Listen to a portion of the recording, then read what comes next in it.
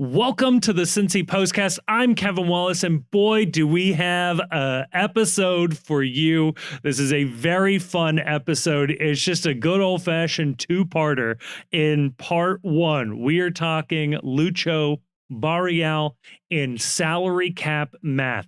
How screwed is this team really? Are there any other moves that this team has to do before we move on, or what is going on with this team? Okay, we talk about it. We break down some of the rumors, some of the weird things you see popping up on the internet.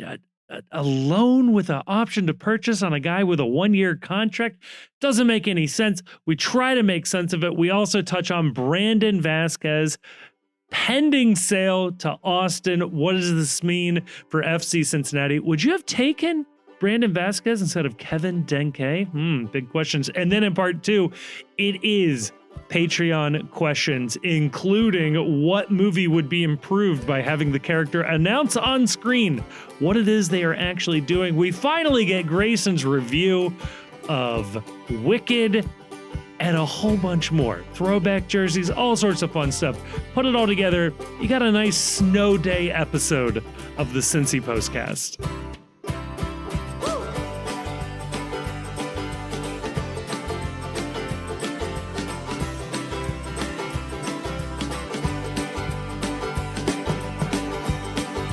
And joining me to talk about all of that and more, got two gentlemen hunkered down around what I assume are fireplaces at their homes, ready to brave being indoors during this winter storm, joined by the Chief, joined by Grayson.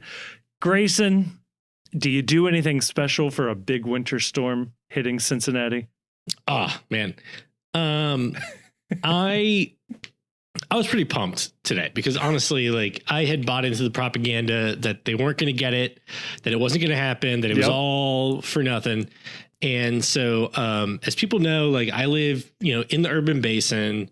So like it's a walkable neighborhood, like a very good, liberal millennial. So I went to the, 10:30 a.m. showtime of Nosferatu today at the AMC Newport. Ooh. Okay.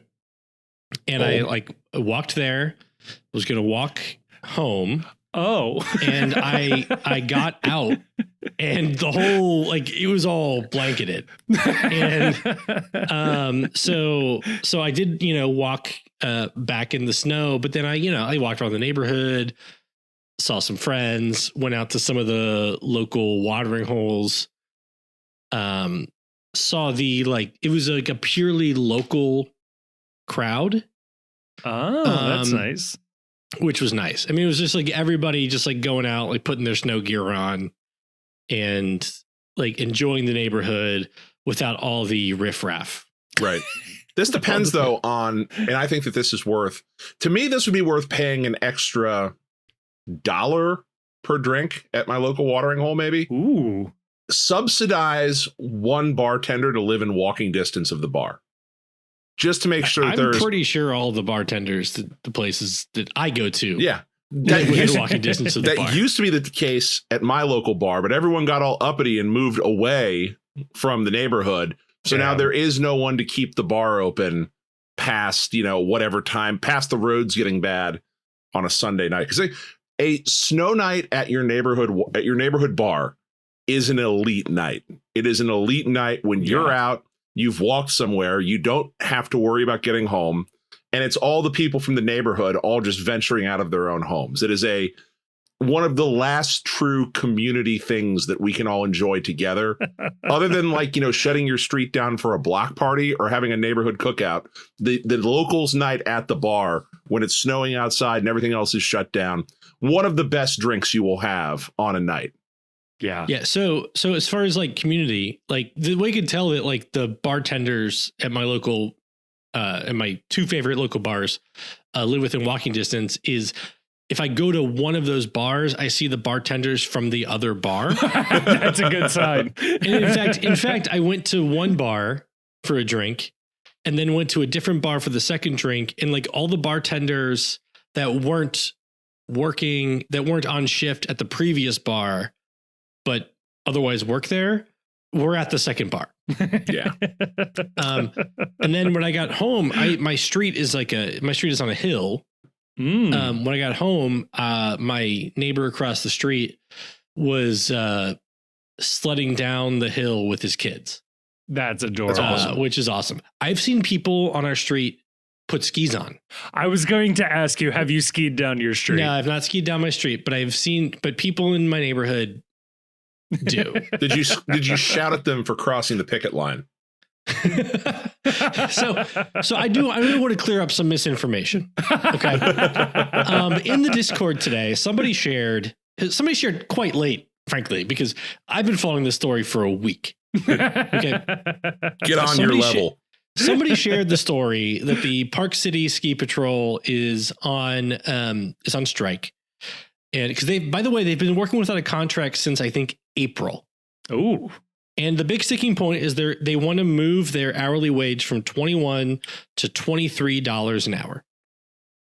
And Ski Patrol, by the way, you have to be an expert skier. You got to be like an EMT. Like these are the people have accidents. They are putting them on the little like sled and bringing them down the mountain.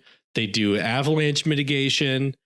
Is Ski Patrol a private company or no, they are work, they a public service? They work for the mountain. I'm going to be honest. Ski Patrol sounds like a show on the CW I don't watch. So they're private employees. Okay. They work for the mountain. Okay. They work for the mountain. Yeah. They work for the geological feature. It's a tough boss. All right, fair enough. So real hard ass, if you will.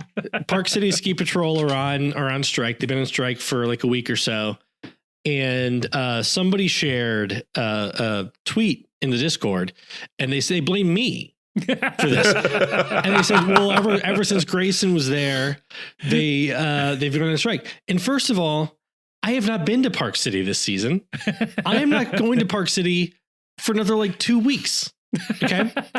And whoa. You're going to Park City during the whole. Wow, we still don't have the answer to the Sundance Film Festival question. I want to tell you. Wow. I want to tell you. I am going the week before the Sundance Film Festival. Should we know about that by now? I feel like we should have heard something about that. I've heard the decision has been extended to March. Cool. So stay tuned. Keep the bid coming. Keep the dream going. Yeah. But when I go to Park City, I don't ski at Park City. I ski at Deer Valley, or I ski at like Alta, or I ski at Snow Basin. Okay. Come on, people. And so I'm not crossing a picket line. None of those mountains are unionized. Scab mountains, if you will. But I will say this. Okay. So I mentioned that the Park City Ski Patrol is trying to move from $21 an hour to $23 an hour, which, by the way, that's a mountain with like a $300 a day lift ticket. Yeah. There was a sign at the picket line that was like, $21 is like what we earn. $23 is what we want. A burger is $25. Right. Like this is like it's, but Deer Valley pays $25 an hour to Ski Patrol. So they already pay more than the Park City Union wants. So I'm not crossing a picket line, and the strike happened entirely without my involvement. Would your position on the strike change if it turned out that the PSRA was supporting this movement? No, it wouldn't change because you can't like worry about who's in your coalition. It's about coalition building. Like, will I in turn support the PSRA just because they supported the Park City Ski Patrol? No. Fair. Good. That's fair. Okay. Good. You can remain on the podcast then in that case. I just figured you going to Park City right before Sundance. Oof. So snow days are still cool as an adult. We can all agree on that, right? Oh yeah. Mm-hmm. Like snow days are awesome. Like it's one of those things where, first of all, but by snow days you mean days there are snow. Yes. Well, I mean, snow days. I don't get snow days. Oh, no, I'm still salty about this. There's a snow day at my former employer tomorrow. I work at that place for, God knows how long, open rain or shine. And of course, tomorrow there's a damn snow day. No, it just, calms things down a little bit. You as long as you are properly prepared for whatever's happening. And by that, I mean, you have enough groceries to last you 24 hours. Like this idea that you need to bulk buy in modern society is just the biggest panicky Pete move that you can make as a citizen in, modern America. But as long as you have enough food for the night and enough booze for the night, just hunkering down for one night, taking it easy. It is an underappreciated part of adulthood that you occasionally have these nights where it's just, you know what? Nothing's going on. Yeah. Just everything stops and you can just enjoy yourself for one evening. Good excuse to cancel plans. Love that too. Yeah. There's no better feeling than canceling plans. If you have the ability to work remote, and like, especially nowadays where you have like an office that's sort of hemming and hawing about that, snow days, kind of tough for them to argue that you shouldn't be working from home that day. So in that way, you kind of get a snow day as an adult, but of course, your mileage may vary depending on your profession and employer, and just how stir crazy your kids go. But of course, while you're working remotely, you are as productive as you would be in the office. You're not taking time off. You are still working, right? Yes, of course. Just don't ask me what's in this water bottle. You are still working. Yeah, I love that. And then you go see, my favorite is I've seen this twice now with the most hard ass people that I know about, being in the office, not working remotely. You go in the office with those people, they're the ones chatting it up. They're the ones hanging out in the break room, talking, shooting the shit, always goofing around. It's like, all right, you just want to hang out with your friends. That's all that's happening here. You don't actually believe any of this. And so follow-up question, because we've all agreed that snow days they're great. Even as adults, they're great. Yes. You excited to play soccer in this weather on a winter schedule, Kevin? Yes, bring it on. This is the way true fans appreciate the sport. If anything, this might encourage more roofs around MLS, heated seats, heated fields. I don't hate more amenities. Yeah. I don't see that happening. How much it costs to put a roof on a place? No. I don't know. I'd settle for just a couple of those big ass NFL style heaters blowing into the section. Now that would be fun. Just a whole bunch of like heat cannons along the field. Stay within 5 feet away. All of a sudden, like a winger gets pushed into one of those and just immediately incinerated. Just no corpse, just ash coming out the back end. Right. And then spraying across the entire crowd. Yes. If you think of it as people confetti, it becomes less weird. Yeah, no, it's how he would have wanted to go. Yeah, obviously. He died like he lived. Flopping for a call. It wasn't even a foul. Overselling the injury. It's like, come on, get up. You're not that hurt. Your leg's over there somewhere. If your player gets incinerated by an on-field heater, do you get immediate budget relief, or do you have to actually go through and apply for the season-ending injury designation when your player no longer exists? How does this work? I think for the first one, you can get that roster relief, but for subsequent ones, once you've used that spot, I think, you just got to view it like you're burning through capital. Damn. Tough scenes. Damn. Well, also, other part of the snow day that I love, no one judges you how much you're drinking when you're sitting at home. So, God, cheers to that. Preach. If somebody judges how much you're drinking when you're sitting at home, like, what's going on with your life? Either that's where you are in fact drinking too much, or two, it's their problem. Whatever. Who's counting? Come on. Right. Do they have a camera in your house, Chief? Hang on. How is this happening? I'm filming a reality show secretly and not telling everyone. Good. I only drink in front of McDonald's self-order kiosks. Oh, I just walked to neighbors' Only houses. the FBI knows how much I drink. The only place I drink is in front of people's Ring doorbells. Not because like I want them to see that. I just want to creep them out by knowing that I'm sharing a drink without their knowledge with them. I only drink in the grocery store aisle where all of the refrigerator doors were turned into TV screens. So that's good. Those are good. Yeah, I like that. Oh, we got to talk about this. We got some FC Cincinnati non-news news. Speaking of budget relief, this team, depending on who you talk to and who you ask and whose made up spreadsheet you're referencing, might need some help. And depending on how you do this math, a lot of that hinges on one Alvaro Barreal and his status on this team. Grayson, what is the latest with Barreal's rumored destinations? Are we still talking loan with a purchase option for a player with a 1-year deal? Yeah, I mean, I think the too long didn't read of the Barreal rumor situation is nobody wants him. Yeah.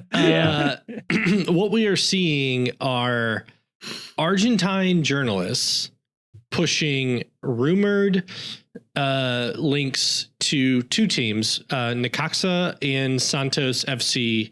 Necaxa being in Mexico, Santos being in Brazil.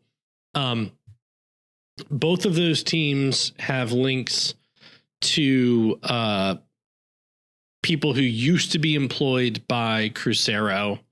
Okay. I think Necaxa's manager was the manager of Cruzeiro when Barreal went there on loan, and that guy was fired after a couple of months. Yeah. And then I think Santos, it's like the sporting director or some executive who was at Cruzeiro is now at Santos. Both of those quote unquote rumors have been loans with purchase options. Query what a purchase option looks like for a player who's in the last year of his deal and is out of contract at the end of the year. But more importantly, I think the fact that these rumors originated in Argentina, but they involve teams in Mexico and Brazil, indicates that more likely than not, these are agent driven. These are, at most, an agent offering a player to the teams and then feeding the news to an Argentine journalist to drum up interest. Like if Necaxa was really interested in Barreal, for example, right? Like their Mexican team in the top division, they have a robust media infrastructure around them.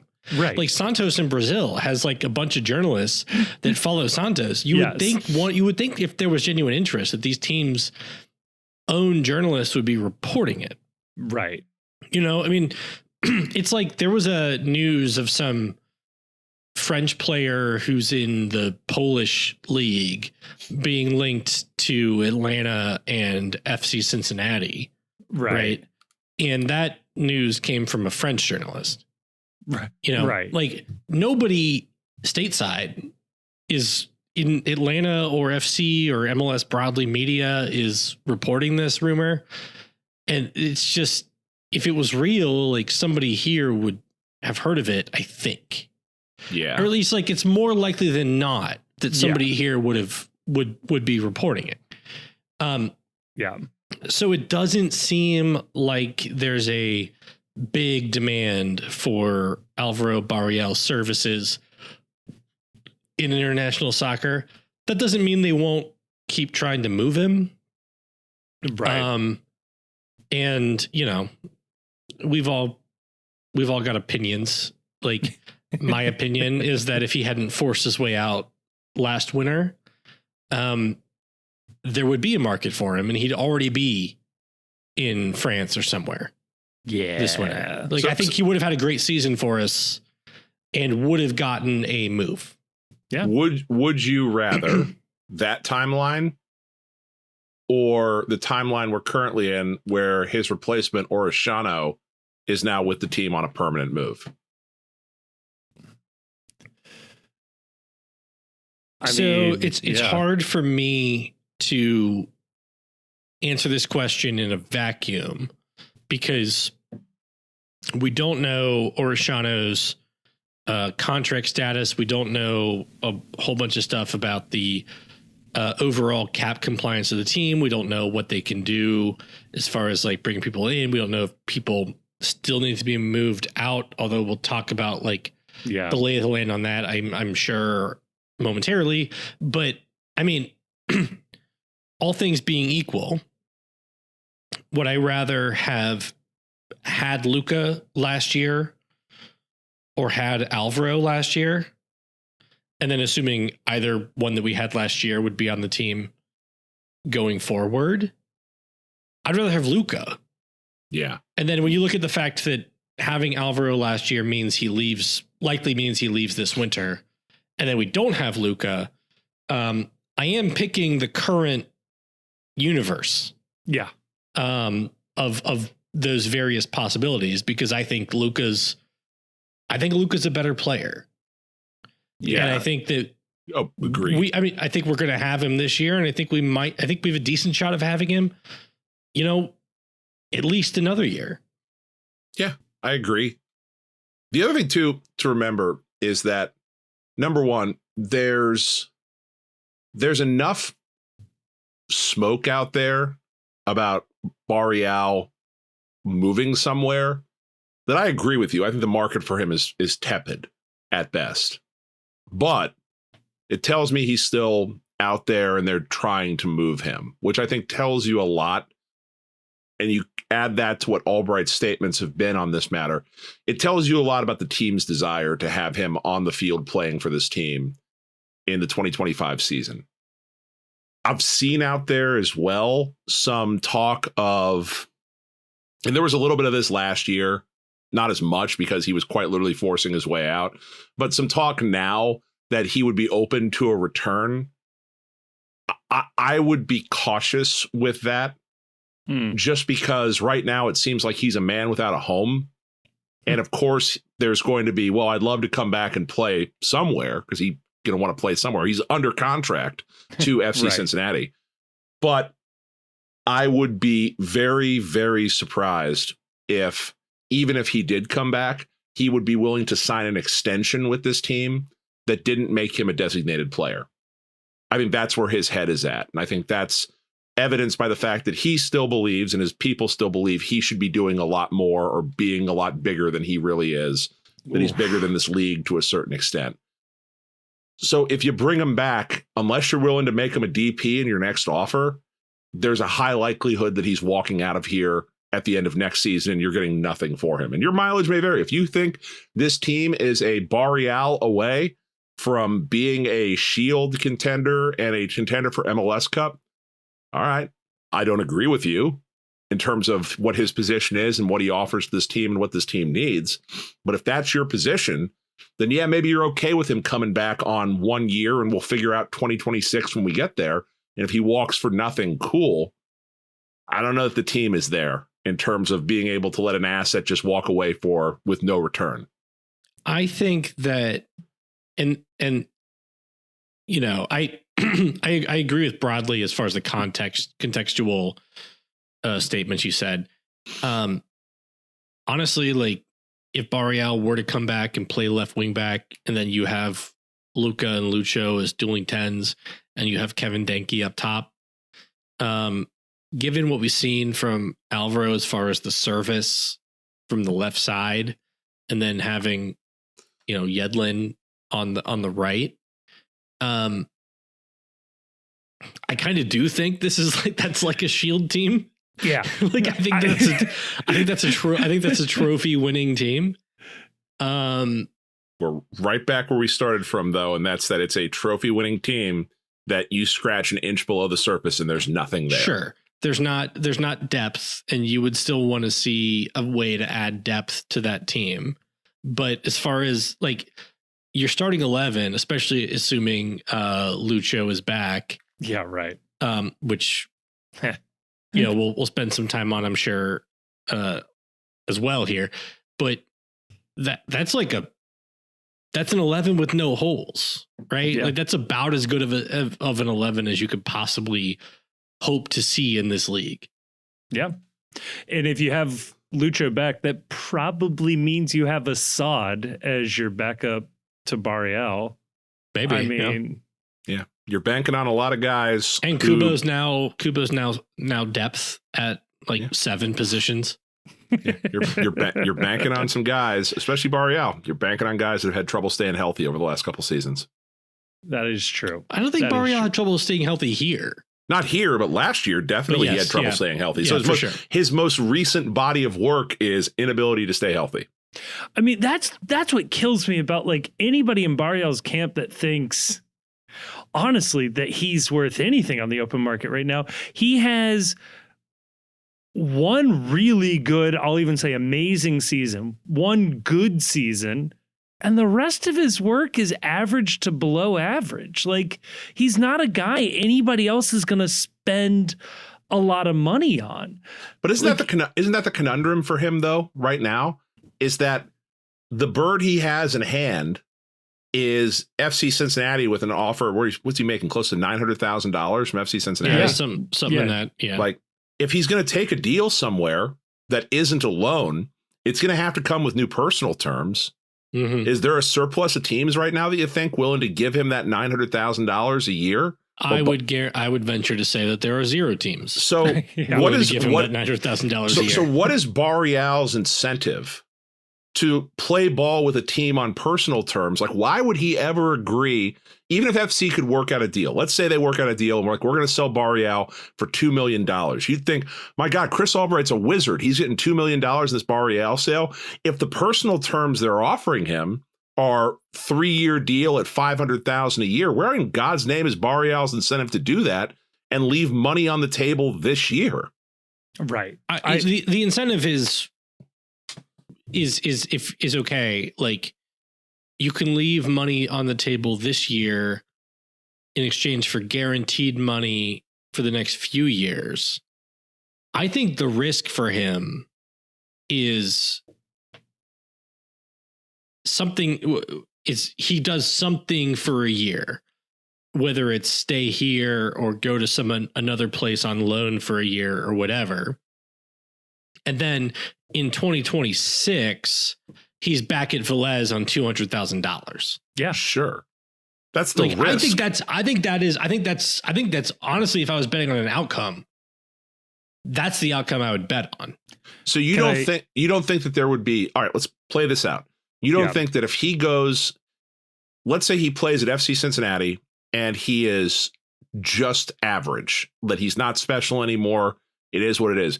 You don't think there's some MLS team that's going to look and see what he's been previously, and that there's not at least going to be a $300,000, $400,000 offer out there for Barreal from some MLS team? Like, Maybe. I think the problem is that they're into this guy for too much money right now in terms of salary. He ain't worth that on the open market. And if his best option is I'm going to force this team to pay me $900,000, then at that point, Albright's going to have a hell of a decision to make as to whether or not you do something like a loan for the full year just to get that $900,000 off the books. And then any loan fee on top of that is gravy. But that's what I think is holding the sale up, is who out there is going to give him personal terms that meet what his agent's valuation and his valuation of himself is? It's just not happening. But I think you could use your buyout, by the way, on whatever portion of his salary the loan, like if you keep some salary for this year or whatever, Right. I think you can use your buyout on that portion of the salary. Right. So that might be a way forward. Watch we this give space. him $500,000 to go away, right? He signs for another team at 400. But if he is willing to come back. I think that happened with Joseph Martinez. Yes. They did something like that. They bought out the remainder of his thing. Yeah. But if he's willing to come back, and even if he is average, like, isn't that worth getting like the player for the year versus getting literally nothing? Maybe, because like your hope is that you get a player as good as him. Right.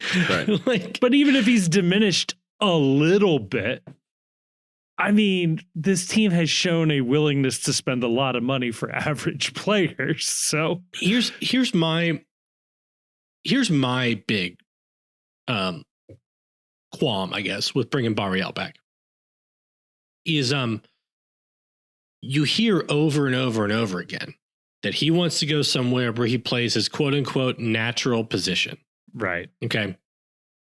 And I've said it before, but I'm sorry. Like, your position is the position that somebody pays you to play in professional soccer. Like, if you're, I don't care what you played at the Velez Academy or what you think of yourself as, whatever you get paid them. Like, he got his contract, he got his big raise. He gets paid $900,000 based on what he did at the left wingback position in MLS. Yes. And I'm not convinced that he is good enough to be a $900,000 winger anywhere. Right. So if he comes back, is he going to be like, is he going to be throwing a fit that he's not playing his quote unquote natural position? Is he just going to be constantly looking for a way out? Is he going to be bought in for the season? I don't really think so. And so like, that's where I am, is like, if you find, it's just finding a way to move on, because they're not going to get big money for a guy on a last year of his deal who's coming off a hernia surgery, who was mediocre in Brazil. Right. And I think if they got a fully bought in Barreal at $900K, they could party with it. Right. I don't think it's good. I don't think that that's coming. So I don't know. Yeah. This is the killer. Hopefully whoever is advising Barreal is giving him a sort of true picture for the first time ever. Yeah, right. Like, hey, man, this isn't panning out the way we thought. It's a very different situation, but Chief or Grayson, your comment about him playing out this year, however, and then ending up at Velez for $200K, it feels reminiscent of Alan Cruz, a very promising young player, gets a big DP contract with FC Cincinnati. It's the 2019 FC Cincinnati, but slowly fades over time and pops up somewhere in Costa Rica and sort of plays out the rest of his days rotating on a okay team. Like, it would be such a sad end to the story if that's where this goes. Yeah, it would. Yeah, so we have that. And then, as you mentioned, I think a lot of these same things apply to one Lucho Acosta, that I just, he does not want to be here. He has now spent the last couple of years doing this weird sort of pondering his future thing right before January camp or preseason check-ins start. He made his big splash coming off the field of the playoff loss, the home loss. And similarly, there does not appear to be much of a market. It's a lot of the same sort of misplaced rumors around the globe that don't really seem to connect back to anything. A whole lot of Lucho has been offered to Corinthians. Lucho is seducing Corinthians, or whatever the translate option is. Is he going to be bought in? And based on how some of the stories have trickled out, I will say I am starting to be under the impression that whoever was advising Lucho might have misread how the 2025 MLS rules are going to be impacted or changed, and maybe thought there was more money on the table for Lucho. Like, I don't understand what's happening here.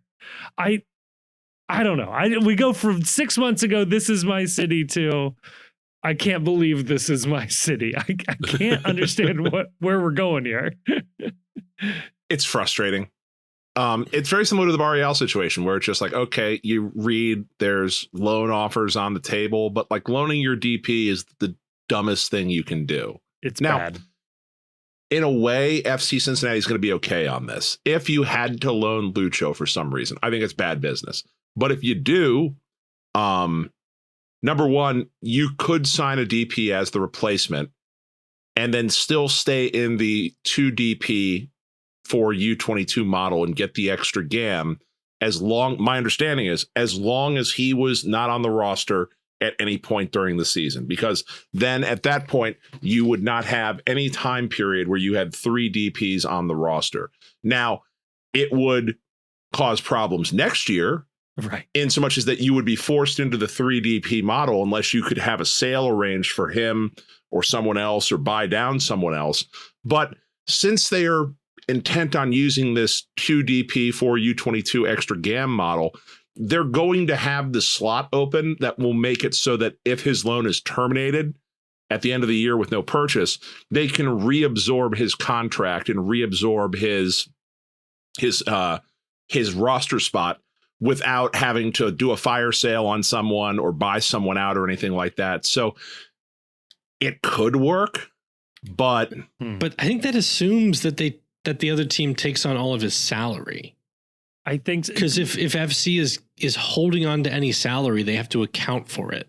I believe on the budget. The comparable situation is Rodolfo Pizarro. Yeah. For, Miami to Pumas. I forget the Mexican team, but yeah, he still counted as a DP because I think they had to split his salary 50-50 or something like that. Yeah. So that would truly be the only circumstance that I would ever indulge a loan for Barreal for Acosta, is that it would have to be to someone where he is going to they're going to pay his full salary and we're going to get that spot back.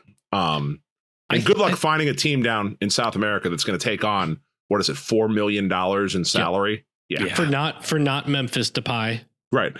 For not Luis Suarez, not Neymar.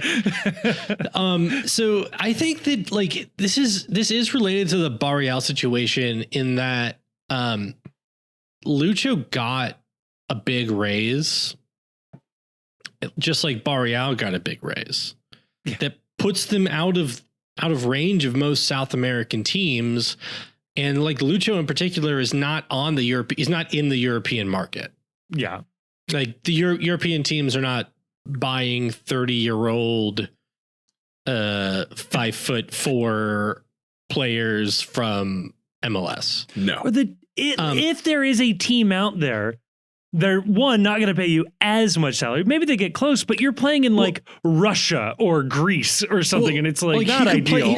He could probably play in Saudi, like right. Saudi bought Zel Rayan. Yeah. But like, I feel like, okay, like you want a big contract from FC Cincinnati. Great. You get the big contract. The downside of that is they might expect you to play for them. The old golden handcuffs. those years that you signed. First off, how dare you? So like, yeah, like I saw in Laurel Failer had an article where she talked about his salary, and then she said in the article that Hani Mukhtar and Carlos Hill both still make more than Lucho. And it's true that they both make more than Lucho. I do think that the still is an inaccuracy, because if you look at the times they signed their contracts, Lucho signed an extension that brought him above where Carlos Hill and Hani Mukhtar were at that point in time. Right. They both then later signed extensions that brought them then back again above Lucho. Right. But the thing is, like, that's how contracts work. Like the players in the same tier, whoever signs the last extension Right. gets the most money. Yeah, this is NFL quarterbacking right here. Yes, exactly. It's when Joe Burrow signed his contract extension with FC Cincinnati. Multiple quarterbacks have since signed With the Cincinnati Bengals. Richard. Yeah, I don't care. I don't think FC Cincinnati in no way can afford Joe Burrow's contract. No. You're right. So Joe Burrow signed a contract with the Bengals, and it was like the richest of all time at that point in time. And multiple quarterbacks since then have signed richer deals. Right. It'd be a bit absurd if every time a new quarterback signed an extension, Burrow or any other quarterback was like, well, now I need to sign a new extension and get above them. Like, Right. this is just what happens with the market. The market moves. Like when you sign a market setting contract, the next guy that signs it is going to get a little bit more. Yeah. Right. So like they aren't still making more than him. They're making more than him again. Right. And like with that analogy, because they gave him a contract, by the way, at the time that was like way above where they were. Yes. It was one of the richer deals. They are probably the best comparables to him because they are like MLS DPs who haven't done anything elsewhere. Yeah, right? number 10s, MVPs. Yes. Right. This is not like Insigne, who was like a huge name, right, who came to MLS. Right. Yeah. And the NFL quarterback's a great one too, because because the market moves, because new deals get signed, eventually worse players make more money than better players. Like I don't even think Mahomes is in the top 10 of highest paid quarterbacks right now. And part of that he takes team friendly deals or whatever, but like I think he's generally a consensus top 3 quarterback in the league, and he's not paid that level. Kirk Cousins signed a massive deal and things like that. Yes. But like eventually you'll sign another extension. Yes. Is how these things typically go. Yes. So I don't know if Lucho just wanted to sign another extension, which by the way, Heel and Mukhtar, this is both their second extension. Right. Lucho has only signed one extension. If he wanted to sign another extension and make more money, that might have been on the table. It was very weird of him to come out and be like, oh, they hurt my feelings. He agreed to the years. He could have just asked for a 2-year deal or whatever. Not that FCC was thrilled about that, but or it's also it's a DP deal. He could say, I want my deal to include a clause where I make $1 more than the contract of anyone else who signs. You could, sure. If that was what was really important to you, there were ways to negotiate this, my man. But you know what's really going to hurt his feelings is when, he goes down to like Corinthians and they pay him half as much money. Right. No, what's going to hurt his feelings is when they go down to Corinthians and they're like, yeah, not for us. Or, I mean, if you'd come here on a free and took a pay cut, maybe. But I agree with you. Like the overall thesis that led this discussion off, maybe some of these players, Barreal and Acosta specifically, should, it's like get a second opinion before you shoot off at the mouth about what you think the best decision for your career is in terms of what your valuation is. The reality is a harsh mistress when it comes to dollars and cents on the open market. And you may think you've accomplished tons. You have plaudits to your name. You're worth what someone will pay you. And right now, for Lucho, his greatest worth is right here in Cincinnati playing in MLS. It ain't around the world. Yeah. So here's a flip side of that coin. Okay, Miles Robinson. Yeah. Miles Robinson could have gone to Europe.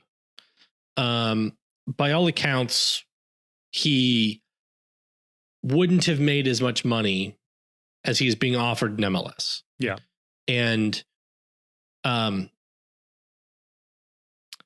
if you occasionally listen to foreign language interviews of MLS players, that you have the ability to have translated for you, you may hear one talk about a conversation they had with Miles Robinson, where Miles Robinson said he makes so much money in MLS that it's not worth it for him to go to Europe. And like, that's a good attitude, right? Yeah. Like he's priced himself out of a European move. Yep. He's not worth $1.5 million deal in Europe. And the way he handles that is he plays here and plays really well. Yeah. Plays well, makes his national team. And it's important, like if you're a casual fan of just the FC, number one, why are you listening to this podcast? This is sickos only. But like, it is hard to sometimes understand and comprehend this idea that the value for MLS players abroad is that MLS is still looked at as an improved league, but a selling league, of a league where we sell players on the way up. We don't sell a lot of finished products that are lateral moves leagues to league. So leagues don't look to MLS for, I need someone who is an established player to fill out my roster.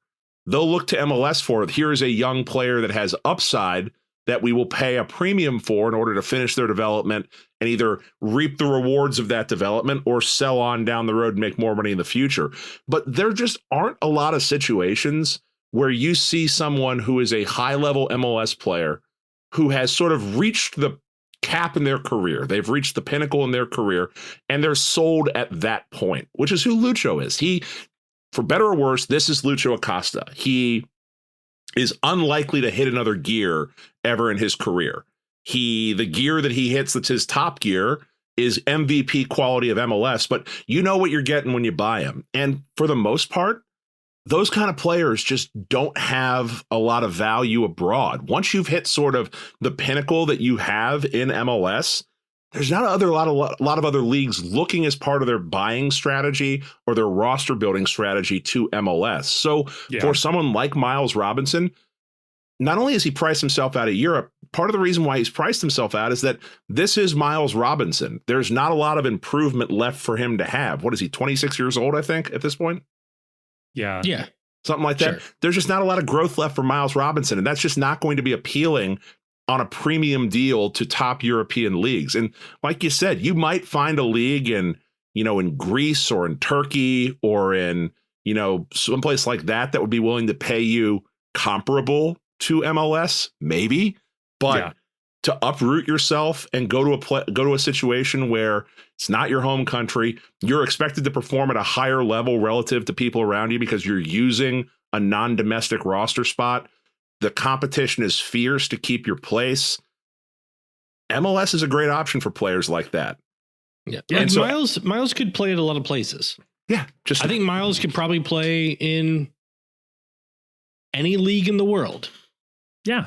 Not at $1.5 million. No. And they're not, and even at $1.5 million or less than that, those leagues aren't looking for Miles Robinson. Sure. Yeah. Right. I think the team that he was linked with was PSV, which he either wasn't going to break into that starting lineup or wasn't going to it's a good team. I think I would, without knowing a lot about it, I would say his salary at PSV probably in like this $500,000 or $600,000 range is what they would be willing to pay him. Right. If that. And it's why we keep bringing this up and why we have this conversation is that I know that there has been, because I'm online. Grayson, welcome back to X, the everything app. It's all happening on X. I'm out there. I see what people are saying. Me and Adrian Dittman just vibing. The very real Adrian Dittman, noted FC Cincinnati fan. Everyone's frustrated that there aren't moves happening right now for this team. And I get that it seems like there's a lot of other teams around the league getting better. And part of the reason why there aren't moves happening for this team is really twofold. Number one, this team has by and large a set starting 11. I think that there is only one, if you project Lucho is still a member of this team, there is only one roster spot that's a starting roster spot that is up for grabs, and that may well be Yuya Kubo. So they have starters for every position on the field right now. Yeah. So there aren't going to be a lot of big money moves anyway, even if you didn't have salary cap constraints. But the other thing too is that everything that happens from this point forward probably depends on what does Barreal do and what does Lucho do. And like, until those two dominoes fall, the budget is really tight. The positions available are spoken for, and you're just not going to see anything happen. And the good news is, if you want good news, there is plenty of time. The transfer window, international window just opened, and it's open until the end of January. MLS's transfer window is open until I think the end of April. Like, it goes on forever. The second MLS primary transfer window. Yep. And if you look at the way Albright has built rosters, he does not move early in the window. The Denke move was out of character for him a little bit. That's right. Orishano didn't join this club until mid-February, I want to say. Yep. Now, he was the unnamed trialist, where we all knew he was around for a couple weeks before that. I feel like Buka and Orishano were around the team in like mid to late January. Right, but they weren't formally announced. I went back and looked. Luka was not formally announced for several weeks afterwards, that the first trialist reports came. But even then, even by that timetable, we're weeks away from where a lot of the bulk of the preseason roster moves happen for Albright. He didn't add Yedlin until a couple of weeks into the season. Right. So I know it sucks, and I know we sort of crave as fans that we want this constant stream of news. We want to hear what's going on. We want to feel like there's progress moving forward. You would hope you'll start to hear them kicking the tires on some young players. We know they did over the summer, kick the tires on a few young players that maybe they'll revisit. But I guess just relax. I know that sucks, but there are things that need to happen first and things that need to work their way out. And we're only 4 days into the window right now as we stand. Yeah, and I would add, I guess, that you can be cautious now and crucify them later. Yes. Right? Like, it's the team is in a quote unquote window, and they're going to do, I assume, whatever they think is the best way to capitalize on the window. If they end up not capitalizing on the window, light them up in some fashion, light them up. Yeah, absolutely. Right. Albright said as much. He said the fans are always justified in their reactions. Yeah, he said the fans are always justified. And that's really the I'm motto a fan, of this so podcast. I'm always justified. Yeah. Damn it. In a weird way, I'd like to tell Chris Albright, don't tell me how to be a fan, but he did tell me how to be a fan, and I'm allowed to do whatever I want. Right, but he told me how to be a fan the way I want to be a fan, and that is very reactionary. I would also add that, like, we talk about, like, whether they're cap compliant or not, or whether they have the 3DP or 2DP model or not. None of that exists right now. Right. They're not cap compliant or non-compliant on January 5th, 2025. We're not at roster compliance day. Like, the cap is fake. And if you don't matters. If you don't celebrate roster compliance day as a holiday, just turn the podcast off. It's not for you. The maze is not for you. LA Galaxy carried 4 DPs for multiple months in an off season one year. Nobody is a DP right now. Right. Like, nobody's a DP on January 5th, 2025. Nobody's a DP. Nobody has a roster spot. It's just like it's all projections. Right. Or, according to the team website, virtually everybody is a DP. Yeah, basically. If you remember your, science classes back in the day, you view the roster right now like the giant cloud of dust that is swirling the sun. And eventually it will coalesce into planets.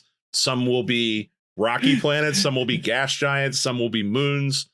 You don't know yet. All you know is we've got this cloud of dust orbiting the sun that is Carl Linder, Jeff Birding, and Chris Albright. And eventually they will form into a roster. But just wait. Yep. The roster is either compliant or not compliant. And Schrodinger's roster. As soon as you find out, it's compliant.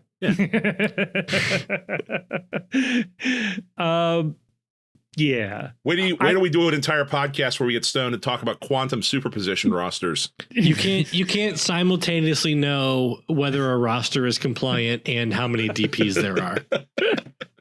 You can only know one or the other. This is actually what MLS's position was on the rules and roster until recently. Yes. They've told us how much game each team has, so now it's impossible to know whether any team is compliant. Yeah, right. I was going to say, for whatever it's worth, I have tried to put together some math.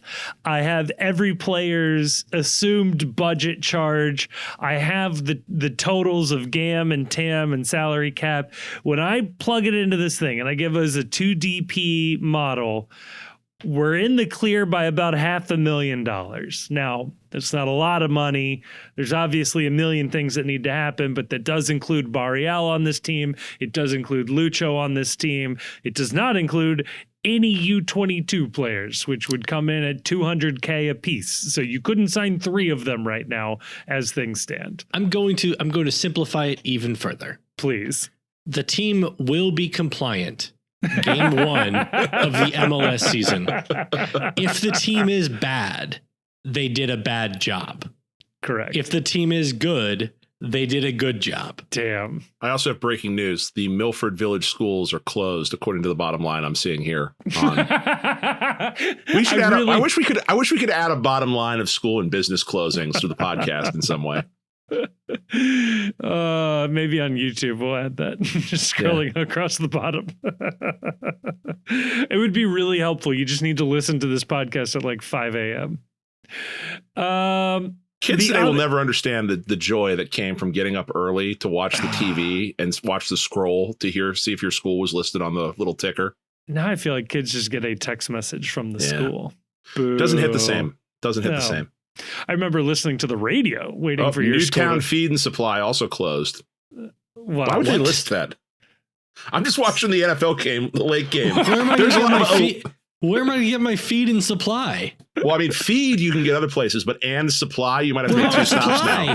I need my supply. You're gonna have to make a couple of stops now. Your feed and supply in the same location, just not gonna happen for you tomorrow. I stocked up on feed. I forgot supply. I'm used to feeding where I supply. Right. You would think that they would need the feed and supply to stay open, because otherwise you're encouraging people to drive more and make 2 trips. And we need to keep people off the road. Why don't they call Kroger Feed and Supply? I get feed and supply at Kroger. It did not test well. And Walmart and Target. This reminds me of in Parks and Recreation. They had the food and stuff. It's where I get all my food and stuff. Just to I didn't watch Parks and Rec. So. That makes you a bad person. I'm sorry. I've seen some of it. Good clips that pop up on YouTube and TikTok. Yeah. Just to put a bow on our conversation here. Brandon Vasquez looks like being sold. He's back for $10 million American dollars. That's to so many Austin. American dollars. That's way more American dollars than I thought that he would sell for. I'll be honest. Especially, I thought he'd be a free transfer. All the rumors out of Mexico. Now, don't ask Tom Bogert about this, but all the rumors out of Mexico was that Monterrey was in the process of or trying desperately to just cancel his contract, which is not usually how contracts work. We went from a mutual termination to a $10 million transfer fee. That's a wild swing in valuation right there. I think that it was. I think it was a nuance missed in translation. You think? Yeah, I think it was they mutually agreed that he would move on somewhere else. Yeah, that makes more sense. And somebody said they're mutually agreeing to move on. He's terminating his deal. Yeah. $10 million to Austin. Depending on who you ask. And see here now, the Settlemyers seed company is closed, so we're really in trouble here. Jesus. I'm going to keep looking for seed. How am I going to get food if I can't get seed? Right? We will be unable to grow our food. I can't buy food and I can't buy pre-food. What am I supposed to do? Right. What am I supposed to put in between the little holes on my bread? To say nothing of what am I supposed to eat in the dugout tomorrow? What's going to go on top of my acai bowl? Not seeds. Not seeds. Maybe supply. If you're within walking distance of a supply. Right. Yeah. Please, somebody supply me with something to put on top of my acai bowl. I'm going to keep watching for more seed stores to see if any of them are open. I've got the peanut butter on the bottom. Well, there's some sort of 10% sell-on fee for Brandon Vasquez. It does not look like any of this is going to be convertible to GAM. It's also not clear that there is a sell-on sum to acquire here, because I believe he is being sold at a loss. No. Oh, so yeah, please. I think it was 7.5 to Monterey. Okay. With incentives could have risen to 8.5. That's right. Okay. 10 is higher than either. Okay, good. It's wild that he had what most people consider to be a disappointing sale to Monterey, and he's being sold back to MLS for more money. I think it's crazy. It's insane. $10 million is an insane amount. Like he must have Kirk Cousins' agent negotiating for him. That's the only explanation here. 7.5 to 8 is an insane amount of money. Austin could have had Lucho for 4.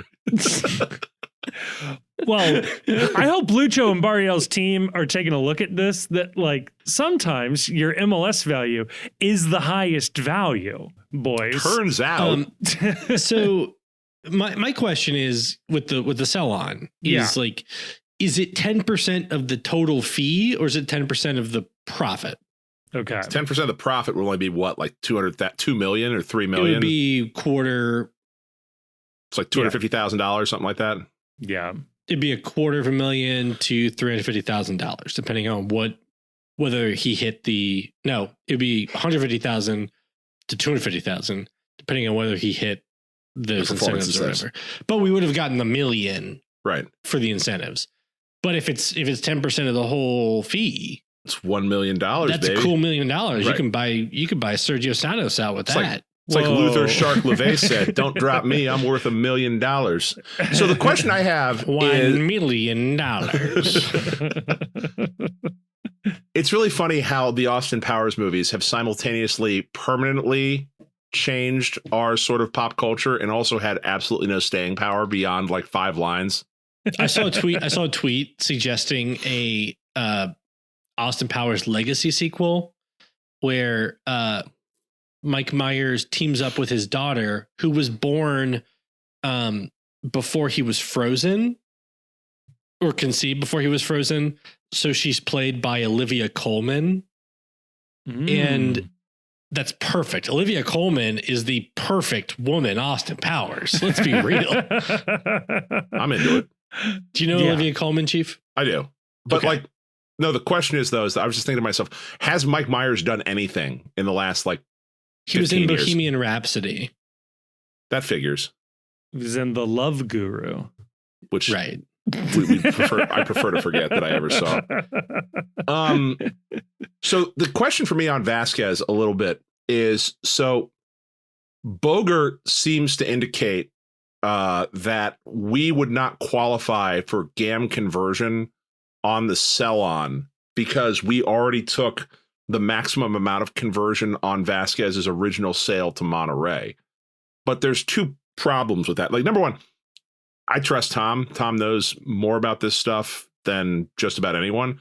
But as we said earlier, no one knows everything. Yeah.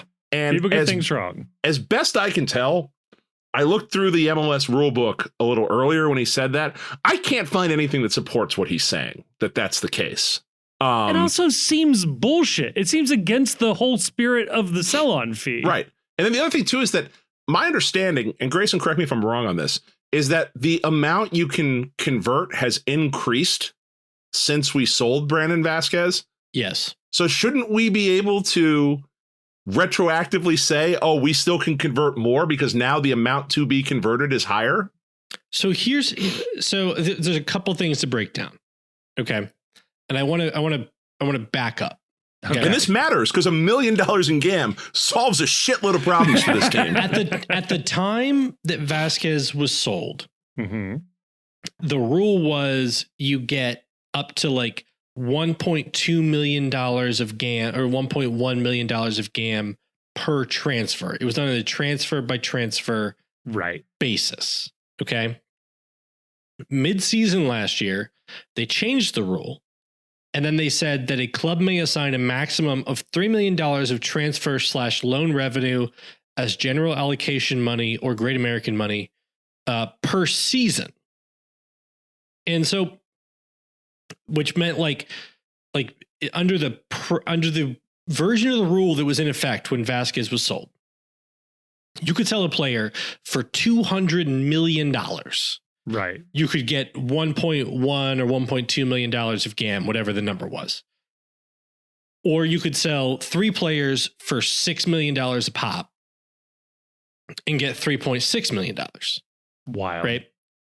And then under the new version of the rule, as it being a per season basis, you could get, if you sold a player for $200 million, you got $3 million maximum of GAM, regardless of whatever else business you did. If you sold 3 players for $2 million a pop, you got $3 million of GAM. Right? Right. And so I am curious, one, what we got from a Vasquez sale GAM conversion. If we got the 1.1 or we were able to use his transfer fee to get the 3. Yeah. Right. For that season. But so that's question number 1. How much of Vasquez's transfer fee were we ultimately allowed to convert to GAM? And it seems like there are at least 2 answers to that. One is the 1.1 or 1.2, whatever it was, for the per transaction limit, or up to 3 for the per season limit. Okay. Well, this sale is in a new season, though. Yep. And the rule says a club may assign a maximum of $3 million of transfer/loan revenue as general allocation money per season. Not per transaction. It's not per transaction or per player. It's per season. And so this is a new season. So even if we got $3 million of GAM from Vasquez's transfer last season, this Austin transfer is happening in the year of our Lord 2025. It's a different transfer. That's a new season. Jeez. It feels like, based on the language of the rule, at least arguably, it should be more GAM. You know what they should do in MLS? And so, they should write that into the rule, or somebody should explain this. I wish the league would explain this. And honestly, sorry, Chief, real quick. Okay, go for it. Because I have a great idea. I don't want to hear this is no offense to any of the reporters who work so hard to cover MLS. I don't want the answer to be coming from Tom Bogert or Pat Brennan or Laura Failer or somebody just saying they don't get the GAM because they got GAM for Vasquez last season. I want the answer to come from somebody from the league showing me where in the rule it says that this GAM limit is done on a player by player basis versus what I can read that says per season. No, I've got it. All right. What do you got? They need more content for Apple TV, right? Oh, God. Right. What they should do is that FC Cincinnati should file some sort of I don't want to say lawsuit, because that would put it into the real court. But the original public meaning of this rule. Right. Yeah. No, that's something that gets escalated to a court within the league. And then you televise the oral arguments of whoever it is from Cincinnati arguing that under the current league rules, this is a new transaction. And then the decision is issued in the form of a court opinion that we can all dissect and figure out how it has binding precedence for future decisions in the league or future. And so then we can have the roster rules And then we can also have the precedents that you rely upon beyond the text of the rules. And it could be electric. What were the founders' intent of the original MLS clubs that came together to form MLS? And you get some, justice of the MLS court quoting the Tampa Bay Mutiny's GM making public comments when things were first founded. Or what's the textualist reading of the rules? Or what is the spirit of the MLS rules? And does the spirit of the rules suggest that since this is a new transaction, that each transaction exists independent of previous transactions? Okay, I would watch the hell out of that. But the sentence says a club may assign a maximum of $3 million of transfer/loan revenue as general allocation money per season. Now, there's a reading of that sentence that just says all of your transfer/loan revenue goes into a massive bucket, irregardless of year, and you can just use $3 million of that per season. Right? Yeah, that would be you could keep tapping into the Vasquez sale for the next 3-4 years. The plain language reading of the rule. I would say the more natural reading is that revenue per season can be used as GAM that season. Can be converted to GAM that season. Cap. Yes. But this is revenue that season. Yes. Like this is revenue this season. It's a different transaction. Part of this sentence ties it to like a particular player. But if that player was sold a previous year, this is new transfer revenue for 2025 from a new 2025 transaction. Right. Justice Alexi Lawless writing for The Dissent. No, you should not be able to use this extra money because it goes against the spirit of MLS rules, which was to limit spending. Yeah, and this adds new spending. I was going to say the spirit of the law might actually just be offensive to everybody. So I would suggest that if this sentence was meant to mean something other than what it says, it should have been written differently. And I'll reserve the balance of my time for questioning. If it was intended to be written that way, whoever wrote it did a bad job. Are there two maybe different shouldn't be writing this stuff from here on out? Are there two different versions of the league rules?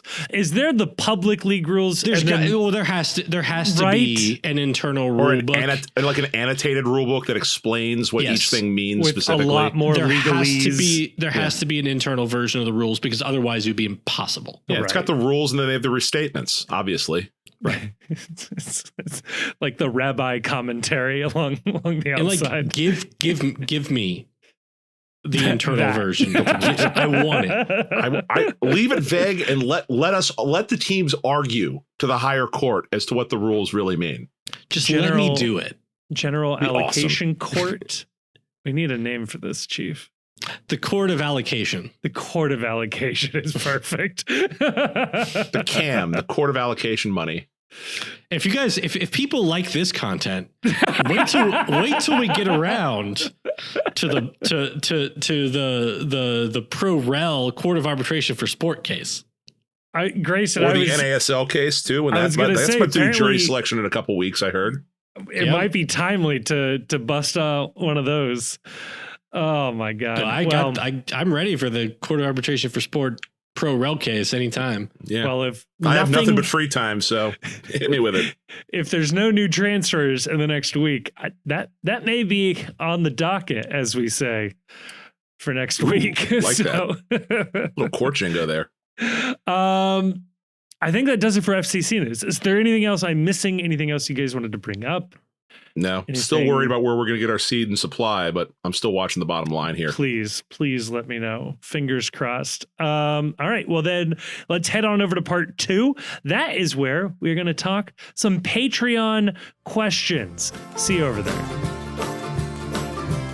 Before we head on over to that next part of the episode, I do want to tell you about our friends over at Cincy Shirts, our dear, dear friends here at the Postcast. Believe it or not, our very first sponsor from way back when.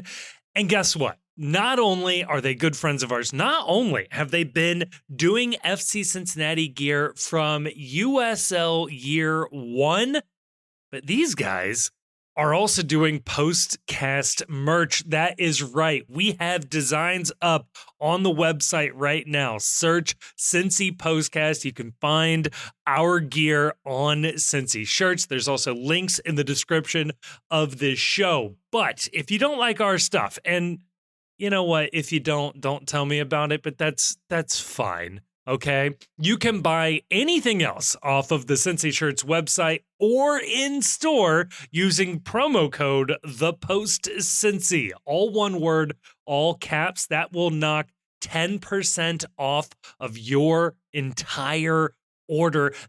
That works on Cincy Postcast shirts themselves. And you can check them out in person. They are in Oakley Hyde Park. They are in Fort Mitchell, and they are also in Loveland. You can print any shirt on demand. I know that from experience. I've been able to do it. Walk in there, ask them to make a design, any size shirt, any design. It's really, really cool setup to do it in person there in any of their 3 locations. So again, a huge thank you to Cincy Shirts for sponsoring this episode. And thank you, dear listener, for using that promo code. Again, ThePostCincy, all one word, all caps, 10% off your next order. All right, back to the episode. All right, we are back, and we've got Patreon questions to get to. These are the very fine, very attractive folks who volunteer their hard-earned money to us to keep the show afloat. And right now, they're the only people keeping the show afloat, apparently. We could use the money. So if you want to support us, click the Patreon. And when you do, you get to ask a question, which is very exciting. And if you want to do more than just support the show with Patreon, if you own a business that would like to promote yourself on The Post Cincy, I believe, Kevin, contact at The Post Cincy for business inquiries. It works now. It's a real thing. So we have an email address. So now we are officially professional. There we go. Look at us go. Only took... We will turn down years. No one requesting a sponsorship. There is nothing off limits. Within reason, you know. No, I'm going to say just nothing off limits. If you got the money, we're willing to listen. It's been overridden. We do have questions to get to. These are December questions because I'm really good at making sure we stay on top of these. Sean Burmer asks a weirdly topical question. Sean, did you look at our show notes from 2 weeks ago? He says, Chief and Grayson, you both have to accept each other and start a joint legal practice together. The question is, what area of law would you practice and why? What would you name the law firm? What would Kevin's role be at the law firm? And no, you're not getting another cent out of me for asking more than one question in this scenario. All right, fair enough, Sean. Well, I mean, if we're starting a law firm, this answer is $350 an hour. There's no free consultations. Next question. Sean, for $350 an hour, you only get to hear from Chief. That's true. Right, and then what I do is I say, "That's a great question. Let me figure this out and let me think about it and get back to you." And then I go ask Grayson what the right answer is. Charge a couple hours. The firm is called GAM, Getting Attorneys Money. Into that. LLC. And we are suing MLS general managers for roster malpractice. Ooh. And also filing a lot of Freedom of Information Act requests on various topics related. We are definitely doing that. We are definitely every municipality and state that has had any hand in giving any money to any MLS team for any reason is getting inundated with FOIA requests, and they're going to be extremely granular, and they're going to be increasingly probing. And because we are getting those sweet fees for non-compliance. People don't understand this. And, I'm throwing this out there. If you've got a government service or a government agency that's causing you problems, you as a citizen can submit Freedom of Information requests for just about anything that would be a public record. All sorts of things like emails, text messages. If people use their private cell phone to do government business, that also can be a public record in most circumstances. If the city of Harrison, New Jersey failed to keep certain footage from a arena that it owns. Yeah. So your first thing that you always want to do is, number one, get a burner account, because people don't know this. You do not have to use your real name when you are making Freedom of Information Act requests. And if they ask for your real name, they already violated your rights. That's absolutely true. If they ask for your name, if they ask for the reason, they already fucked up. And you're already making money. You're already going to the pay window.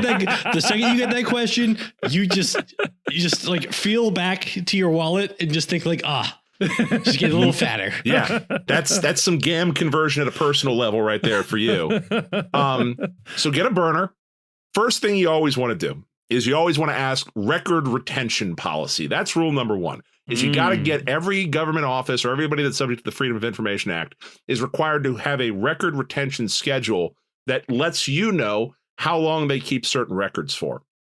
So that if they tell you something no longer exists and it's in violation of their records retention policy, you can go ahead and tap your wallet again.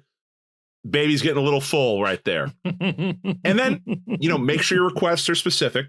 They can always deny your request if it's too overbroad, or if the record would be impossible to find given the circumstances. But there's nothing stopping you from making a public records request every single day about something that is germane to anything that you're interested in for your reason or no reason whatsoever. Even if you just feel like, you know what, I'm mad at this organization because they've harassed me or I don't think they're providing good service, nothing's stopping you from every day just throw in one email saying, I would like every record of email correspondence between your employees between this date and this date that mentions the word blue, and they have to give it to you.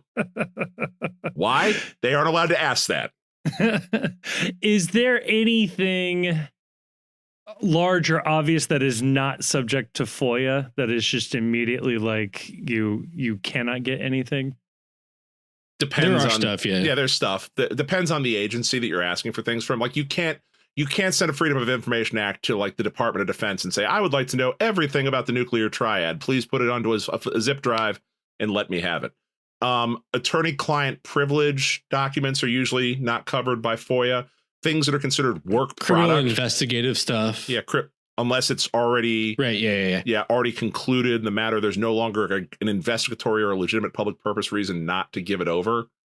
But like the fun with FOIA is just finding out what government people are talking about. And it's amazing how you would think to yourself, if I worked for the government and I knew every email was subject to public inspection, I would be very careful about what I'm saying. And most government employees are like that for the first 6 months they're on the job. Then, every so often something slips. And then all of a sudden you're like, you know what?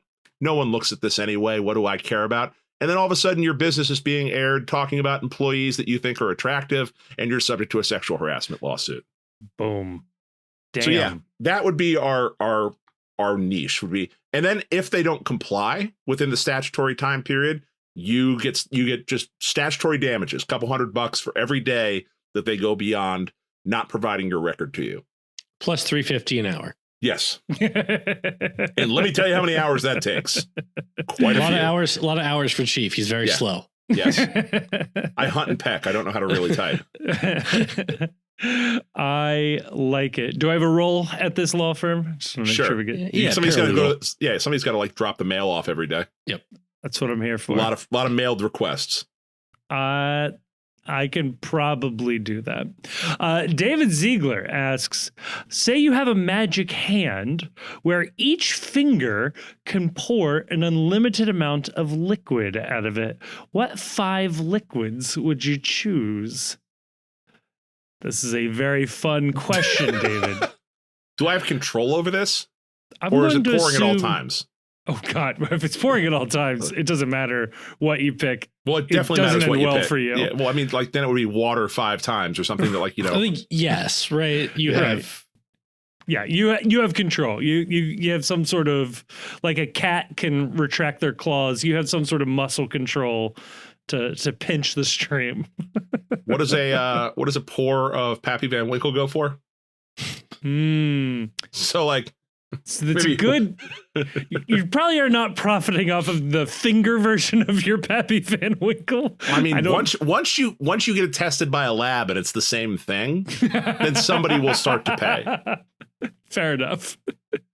I mean, for personal use, that would be exciting. You would just be able two fingers right there. You don't do that, right? Like maybe just one, like Jack and Coke, and just just make a cocktail right down there. Yeah, if your favorite cocktail can come in sort of bitters and whatever else. Yeah, I've got it. Water, coffee, bourbon. Okay. Diet Mountain Dew for when I go to Skyline. Nice.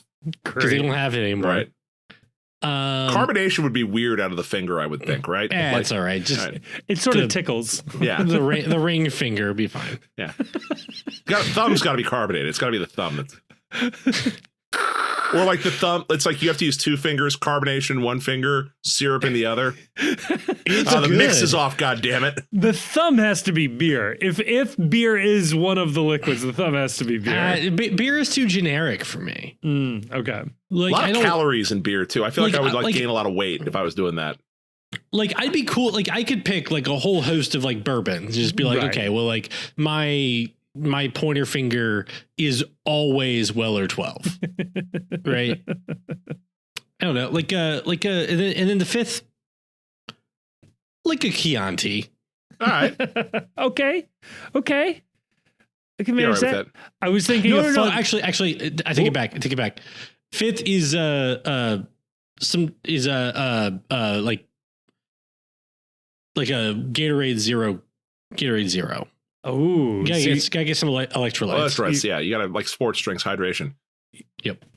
I was thinking the loophole here was it says any liquid, doesn't necessarily say beverage. Thinking petroleum, maybe gasoline. Right, I understand. Something. I'm not trying to create carbon emissions. Right. I also don't want to do like liquid gold. Right. That then settles at room temperature.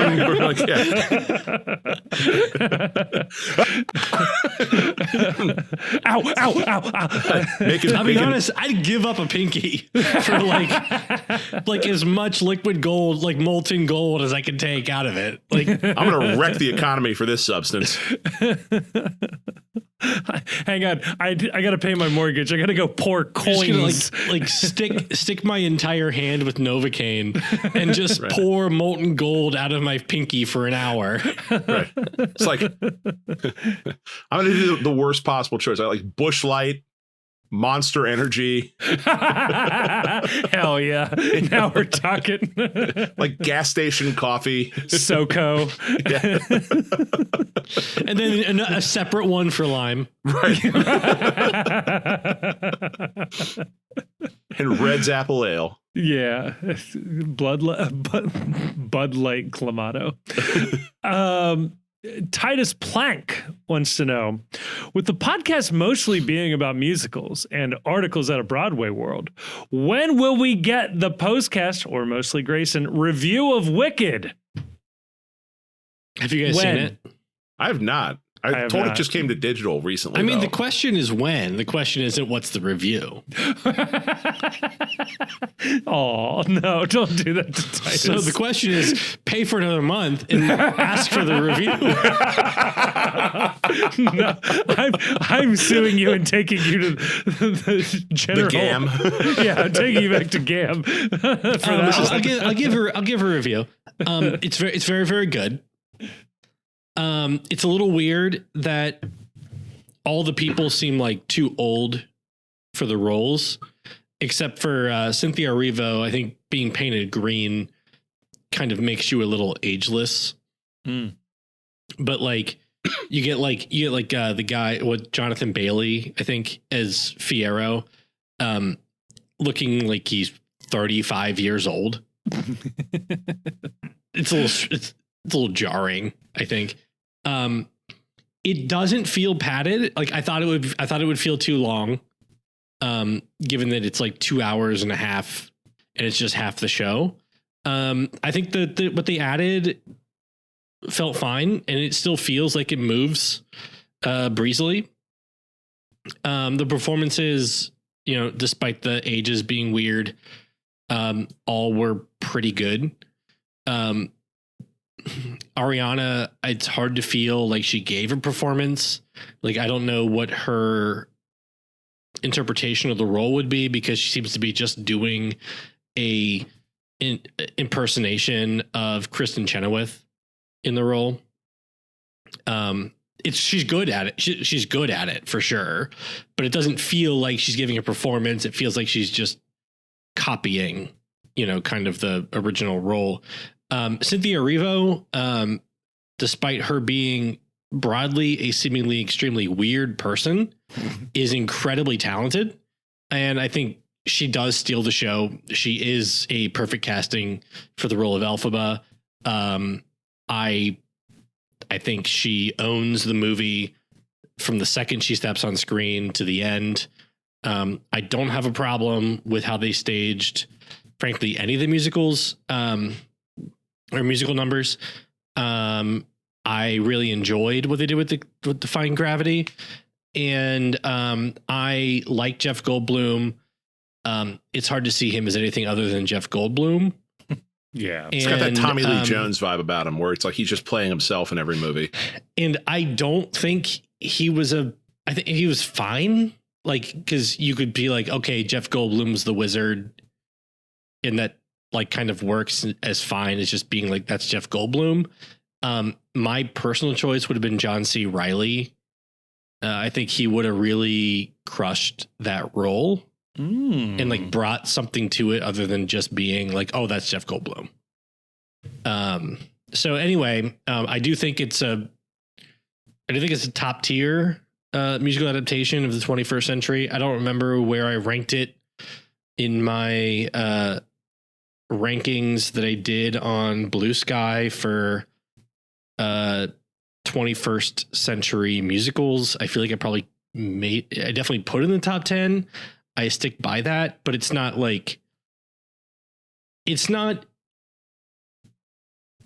the only. So Spielberg's West Side Story is incredible, right? And Wicked is not quite there, but it's above like the same director doing In the Heights. I liked it better than Chicago. It's better. It's way better than like the Into the Woods adaptation, and probably up there with like Hairspray as far as like musical adaptations. So how many Rebel Moons are you giving it? Infinity. I don't know. like it's a good movie. Like I recommend anybody watching it. Like I think you'll have a good time. Two questions for you as somebody who knows nothing about Wicked. Is it supposed to be a high school or college proxy? Like what time? I think it's supposed to be a college. Okay. And then the other question for you is, how do you feel about it being just part one? Do I have that right? Is it just I was against it, but I think that they kind of justified it with how they did it. They have to make way more. I think we'll see how part two goes. I think they need to make way more changes to part two than they made to part one. To make it work. Do you think they do the Harry Potter thing? Part one should not be 2.5 hours. Yeah. Do you think there's the possibility that they split up part two into parts 2 and 3? Like, there's no way. No, there's no way. You can't do it. Aren't most Broadway musicals like the back half is usually not as good as the front half? That's pretty common. Yeah. And that's also true for sure for Wicked. Yeah. But I also think that, especially when you're translating to film, they need to make the second half. They need to build out the story in the second half more than they had to in the first half. Yeah, the vibe I get the second half just skips like a whole bunch of shit. Yeah, like the vibe what is happening right now? The vibe I always get when I go to the songs in the second half are worse. With Broadway musicals is always like they're really good at introducing characters and setting things up, and then the author realizes that I've already spent an hour and a half doing all this, and I got to bring this home in an hour, and so the second half always rushes the story, and the music is nowhere near as good. It's kind of like the theory of writing an album, that you have that the music at the start of your career is always better than the music at the end of your career, because the start of it is stuff you've been planning your entire life, You have your entire life to write your first album, and then you have like 6 months to write your second album. That like all the great songs that people come up with when they try to like, oh, I'm going to write a musical. Those are always front loaded at the start of the musical. And then at the back end, it's like, shit, I need 5 more musical numbers to get this bad boy home. I've tapped the concept already. That's true of a lot of shows. Yeah. I don't think that's true about Into the Woods. I mean, a lot of the. To be fair, the only adaptation I've seen of Into the Woods is a high school adaptation that I went to with my wife. So I probably didn't see it at its peak performance. I mean, like Into the Woods gets interesting in the back half. But you know, how you feel about the individual songs is just up to you. Fair enough. Also, Sunday in the Park with George. I think it's more interesting in the back half. Although it's a kind of a different choice for how they do the first half and the second half.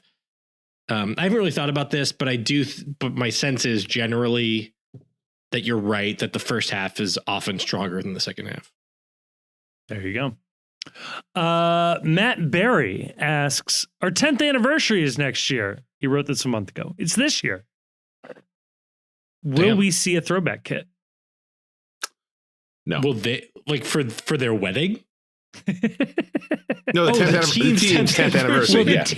Will the team see a throwback kit? I thought the question was, will we make a throwback kit for Matt Berry's 10th wedding anniversary? And the answer is yes. If you want us to do that, we'll put that up as a Patreon tier. Work on it. I was hoping so, but I feel like if they were going to do that, we would have heard by now that it was happening, or there would have been like teases that it was happening. The diamonds, which I think have been there longer than people think, but I wouldn't mind seeing some diamonds. That'd be a good reference there. I wish they would do the thing they did with Orlando, where they, for their throwback kit, they had an updated version of their USL crest. I would love to see that for Cincinnati. I think they'll do that when we get a little further away. I think still today, if you walk around the stadium, you might see too many of the old logos for the team's liking, and they don't want to encourage people to keep wearing the old gear. 10 years after the supporters, the USL Shield winning team, or 10 years after the jump to MLS or something like that. Yeah. We're still it is pretty recent to do. Yeah. Les Mis Act 2 is really strong. Gotta look the songs up. I might agree with that. I've seen Les Mis a couple of times, actually. I mean, Les Mis is strong beginning to end, frankly. Right. Yeah. Right. A+. Yeah. Do you hear the people sing Dawn of Anguish? Yeah. Yeah. No, I don't hate that take. Bring Him Home is banger. Yeah. Banger. I will agree with that take. I'm going to keep trucking ahead. Not a dry eye in the house. No.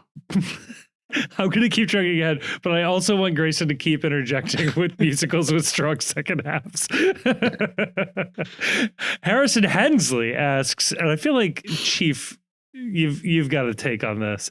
If Noonan was a basketball coach, would he foul up 3 at the end of the game? Ooh. That's a good question.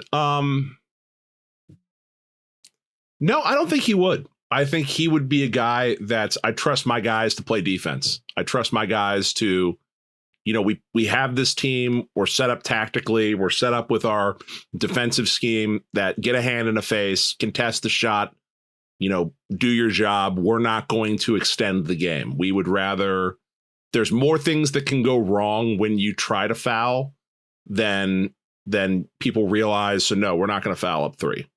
I think he would trust his guys to do the job. In the pre-shot clock era, I promise you, Noonan would never tell his guys to just pass the ball around and burn the clock. No. He's telling them to shoot on sight.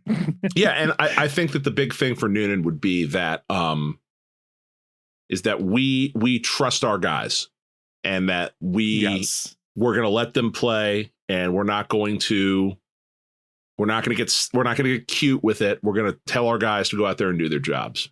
Yeah. He also doesn't strike me as a huge analytics guy. Like, I don't really see Noonan poring over the numbers to try and figure out like tactical advantages of do this because it's 10% more successful or 5% more successful this way. I don't see that happening with Noonan.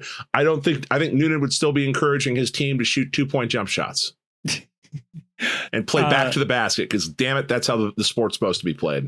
Lucha still takes corners, so I will agree with you, Chief. Rent has a strong second half. Also Cabaret, and it's shorter, but like it builds. I was also didn't want to go back to this, but looking at Les Mis just starts off like on fire. Like great numbers right at the start. Like the problem is like a lot of really good musicals are basically one act, like Assassins and Company. So it's like hard to say, you know, whatever. Because Cabaret is a short second act. Yeah, but yeah. I mean, there's the song Cabaret is so cathartic in the context of the show. It's hard to be like, because that's the showstopper, right? Yeah, a lot of the build up in Sweeney Todd is in the first act, and then the second act is kind of just playing out. Speaking of which, Michael P asks a question that I think we've answered before, but I'll ask it again because I don't have it checked off here. FCC is able to poach one player or coach from anywhere in MLS in order to win MLS Cup. Which individual would leave you the most conflicted, or anyone you wouldn't take to guarantee a cup? I mean, if you take Wilfred Nancy from the Crew, you're eliminating the biggest advantage our rival has over us. Just take him and sit him in a supply closet. He doesn't need to do anything. He just needs to not be in Columbus. Yeah, we poached him and now he's an assistant or something. Yeah, right. He's the two team. Spinning on the ones and twos. He's the new DJ for the in-stadium experience. Sure. Now, that would be very funny.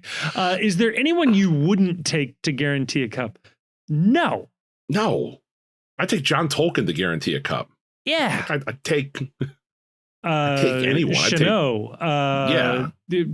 Suddenly Seymour is in Act 2 of Little Shop of Horrors. Really underrated. I really do like Little Shop of Horrors. I love Little Shop of Horrors. Yeah, there isn't a single 1776. Both acts are really good. I was supposed to see 1776 when I was in high school, and the lead in the play was Brent Spiner, but he had the night off the night we went to go see the show. So I was robbed of the opportunity to see Lieutenant Commander Data. Did you not see it at all? No, we saw it. He was just the understudy who was playing. I think 1776 is a great musical. It's fantastic. Yeah. I think it's great.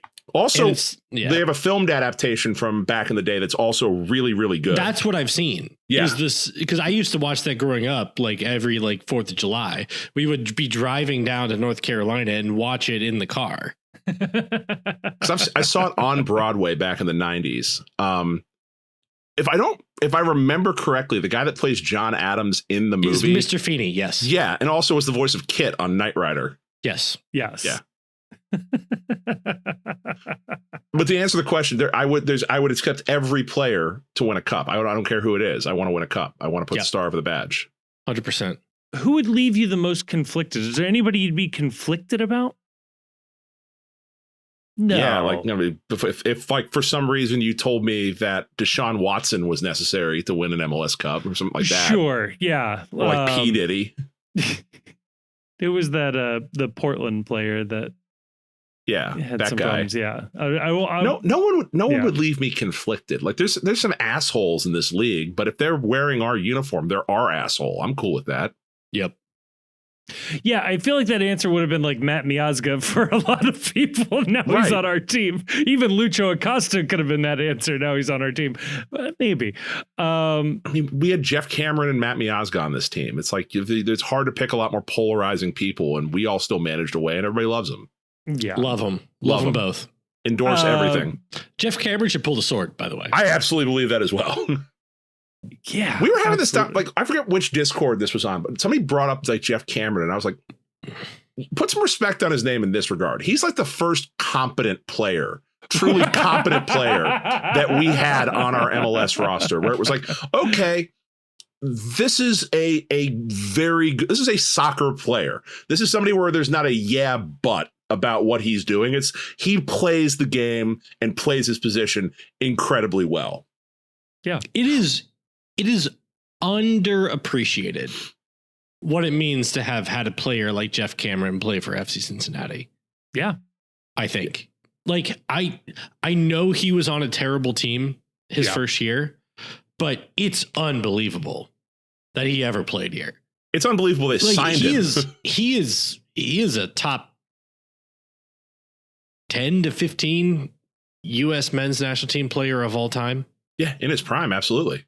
It's what I mean. Like as far as career, career, and absolutely. I know he wasn't. I know he had limitations when he was here, but he was like, at the time he signed, the best center back we ever had.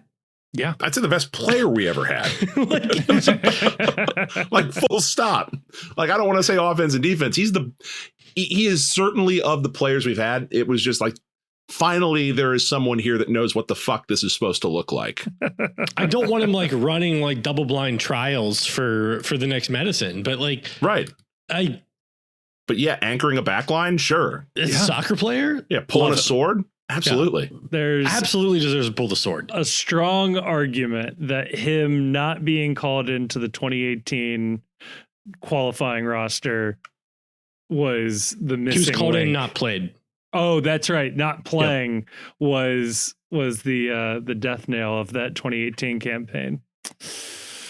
Caused a bit of a rift that was never quite patched up. Big problem there. I've got 3 more questions. Oh God, we're pushing it. Okay. But this is in keeping a little bit with. It's a snow day episode. People have nothing to do. We're providing them valuable content here. It's a great valuable point.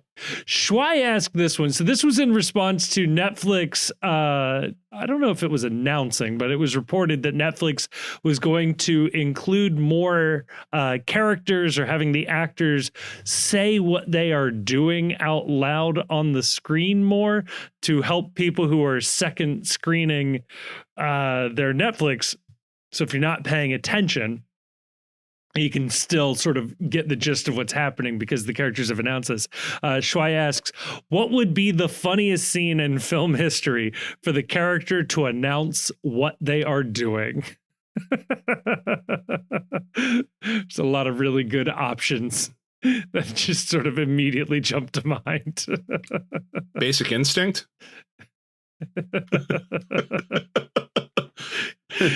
You could ruin a lot of like classic twists, like The Usual Suspects. Just I am now faking. Yeah. When Harry Met Sally. No, because like she has already like announced what she's doing. But she would have to announce it louder, I think. Like, this is me faking it. Oh, instead of doing it, she has to be like announcing it. Right. And then like the person looks over and goes, I too would like to experience that type of pleasure. I also want to fake it. Yeah. There's a lot of stuff like that, I think, that like, it's like, yeah, but like, it's already kind of like the Ben Stiller scene in There's Something About Mary, where he ends up with the hair gel on his ear. Yes. Right. Yes. Like if he was in it, but like the movie is already like acknowledging how silly it is what he's doing. Right. Right. Like a lot of times, like that's already happening. So like, I'm not sure that the character announcing it would necessarily make it funny. Where this would like just be like where this would also ruin things is just there are so many scenes in film history where the tension is created sort of not with what's being said, but with what's being left unsaid. Mm-hmm. Like there's one of my favorite scenes. It's an otherwise, I think it's a great movie, but it's not it's a movie that I don't think gets enough credit for being a great movie. The Road to Perdition. It was a movie with Tom Hanks, Jude Law, and Paul Newman. And I really like that movie. There's an incredible scene at the middle of the movie where Tom Hanks is sitting in a diner across from Jude Law, and they're having a conversation, and you can see, like, as the conversation's going on, Hank starts to sweat, like down, like, because he's so nervous during this conversation about revealing who he is, revealing what he's on the run for, and like having to describe that right would absolutely ruin what is one of the best moments in the film between two incredible actors. I think that honestly, like, the funniest thing would be in the movie Tar, when like Lydia Tar's downfall starts, if she just has to start narrating like everything that she's doing. like I am picking this violin song because the woman that I'm attracted to, did this for her thesis.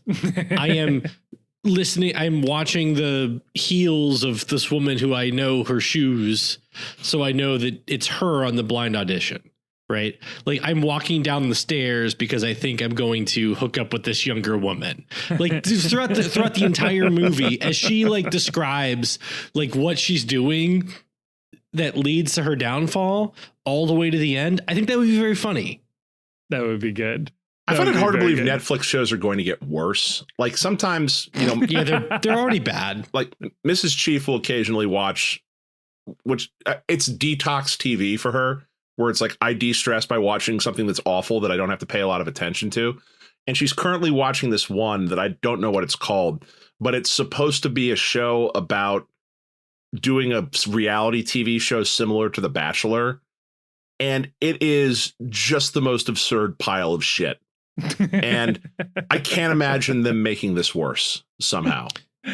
It would have been really funny, and if it would have been pretty funny watching Nosferatu today if everybody was narrating exactly what they were like doing. that would have been pretty funny. I don't want to spoil that movie, which I didn't love, but I thought was very good.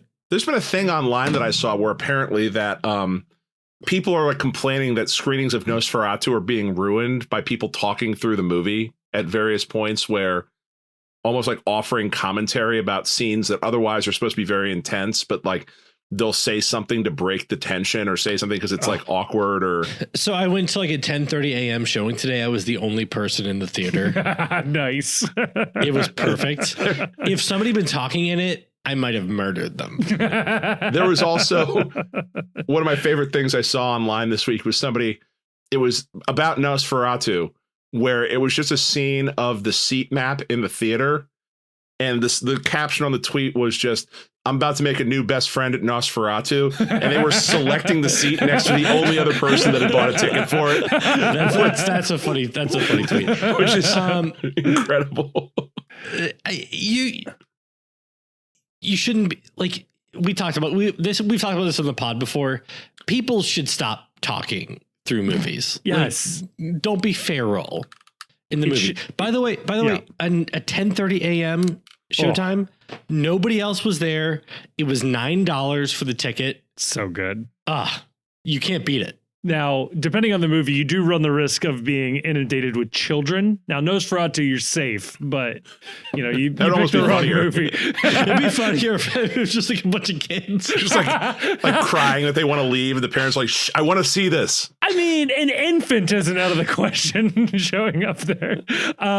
Here, I'll spoil Nosferatu for everybody. The original film, it's Dracula. Yeah, they wanted to get the rights to Dracula, and they couldn't work out the deal with Bram Stoker's estate, and so they surely that's in the public domain now, isn't it? Bram Stoker? It wasn't when they made the original. Oh, okay. 1927, something like that. I've been to the castle where the original Nosferatu was filmed, by the way. Ooh.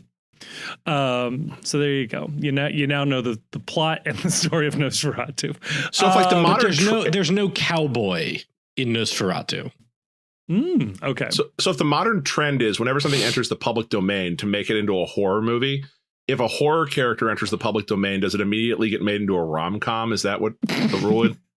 If the Invisible Man and Wolfman are any indication, it becomes a Blumhouse film about domestic violence. Yeah, that was my other guess too. I was just lead off with the other one. You could turn it into like a young adult romance thing. Yeah, that was Teen Wolf. Oh, yeah, good point. Good point. Schwei, to answer your question, man, videos on your website closed. Oh, so no. if you're looking to add video onto your website, that can't happen tomorrow. Sorry about that. It's over. My answer to you, Schwei, would be it's no great moment in film or anything, but it would be really funny if in whatever that is, Harry Potter 6, Snape has to say out loud, "I got to get in position to kill Dumbledore," well before he kills Dumbledore. If you've not read the books, that'd be very funny. Okay. Brett Sova asks a great question here, very pertinent to what we've already talked about. But at what point is, quote, doing right by the player, unquote, not actually doing right by the player nor the team? Barreal, Brandon Vasquez, now Lucho. Should the team have anyone, official or perhaps team leaders, talking sense to these guys that want out of the club? Brett, the answer is yes, and I've got 2 attorneys over at GAM that would love to berate your star players into staying with the team. I don't think you have to berate them. It's just, allowing them to understand what their market value is and that maybe they're not getting the best advice from their paid representation because their paid representation has a financial interest in, continuing this relationship or gassing them up a little bit, moving them around because each time they sign a new contract, they get to take another percentage of that, whatever the value on that is. I would pull Brandon Vasquez out of that. Yeah, he did group fine because I think he did well for himself. Oh, he's hustling the hell out of this. He made a shitload of money from Monterey. Honestly, he did decent in Monterey, all things considered, and he's moving back to MLS for more money on a DP deal. If we had signed Brandon Vasquez to a DP deal, a lot of people, this podcast included, would have not been happy about it. It's like, do you want Kevin Denke for $16 million, or do you want Brandon Vasquez for $10 million? Denke, please. Denke. One Denke. The other thing with Vasquez is apparently during the Shield run, there were offers from Germany for him. And while he could have agitated for a move, was a team player and stuck with the team until the season was over. So it's a balancing act. Like, you want to do right by the players because ultimately your ability to have a functioning team is dependent on your club not being viewed as someone that will hinder player opportunity and hinder player growth or, whatever it is that's out there. And it's kind of a binary thing. Either you've got that reputation and it's bad, or you don't, and that's good.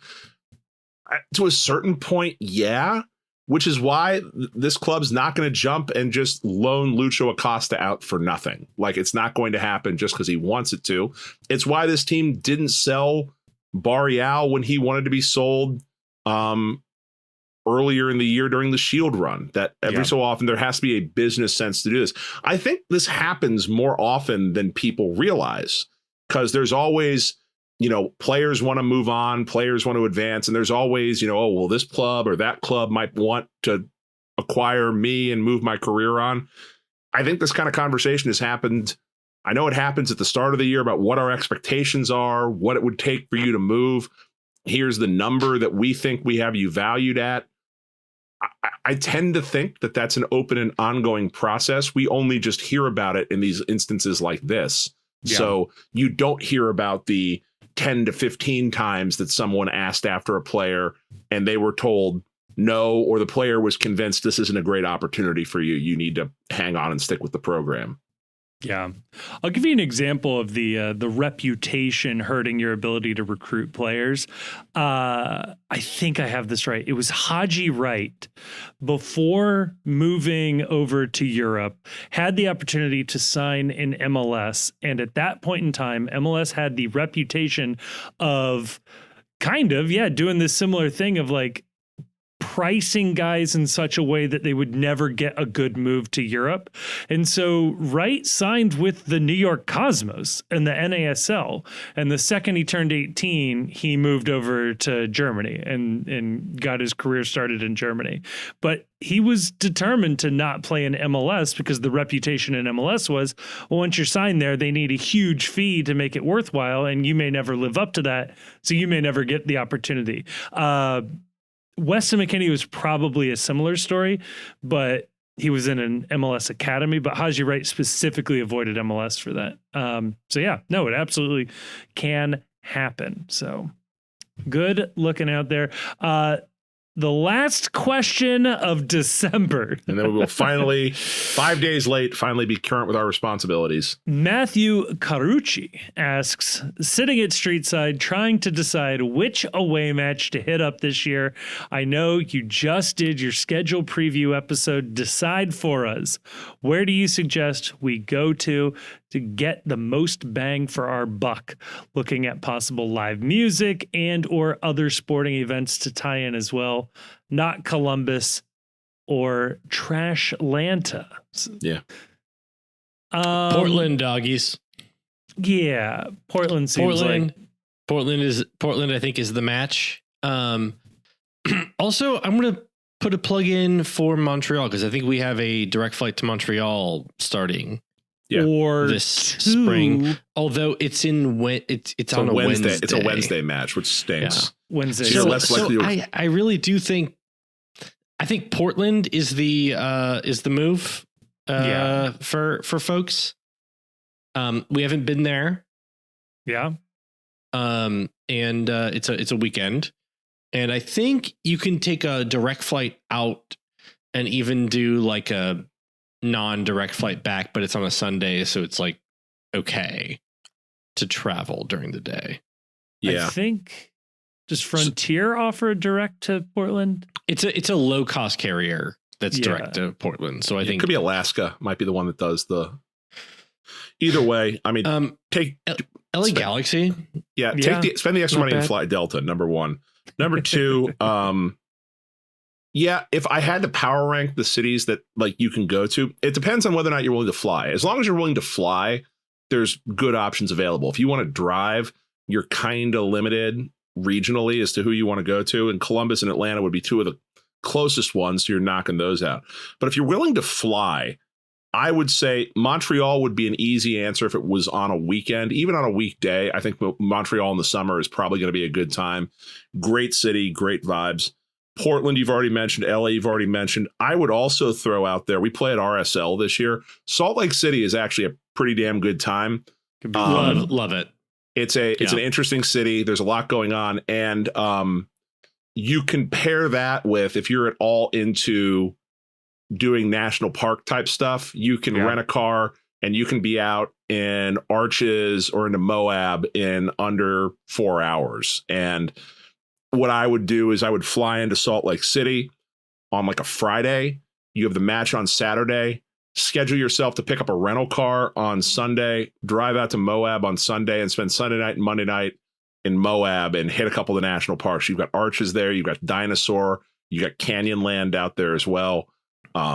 You will not regret it. It's one of the most beautiful places on the planet. Yeah. If you're not going to fly, driving wise, hard to do worse than Chicago. Tons of stuff there. And Philadelphia, it's a little longer, but it's 8-9 hour drive, I think. So depending on what you're looking to do, you could pull that off as well. DC also is an easy away day. Multiple direct flights in. Fly directly into Reagan. You're right on the subway line there. Get a hotel that's on the metro, and then you can take the subway down to Audi Field as well. So you can do that entire trip without having to rent a car or do anything else. And for free entertainment, there's no better place to go than Washington in terms of you got the Smithsonian. Yeah. There's all sorts of government buildings you can see. But the other thing you can do, pick 5 of your favorite bands and just look at what their summer tour schedule is if they're on tour this summer and see if they're near any cities at the same time FC Cincinnati's playing and just combine them into two. Yeah, I'll be honest with you. Like, I hear you guys with all that stuff. We're going to Portland, though. I'm just offering options. Portland is the right answer here. I think Portland and Salt Lake are the answers. Yeah. Like, they're both on weekends. Yeah. They're both, you can get there pretty easily from Cincinnati. They're both fun cities that you can either just do in the short term themselves, or you can do a longer term in the surrounding areas and have a great time. Those are the moves. Yeah. Yes. For away days this year. You're going to get DC every year. You're going to get New York every year. You're going to get Atlanta every year. You can get Philly every year. You're going to get LA more often. By the way, Philly, by the way, nice away day. Yeah. If you haven't done it, I encourage it. Philly's a genuinely fun town. And you can get out there. Like, it's not.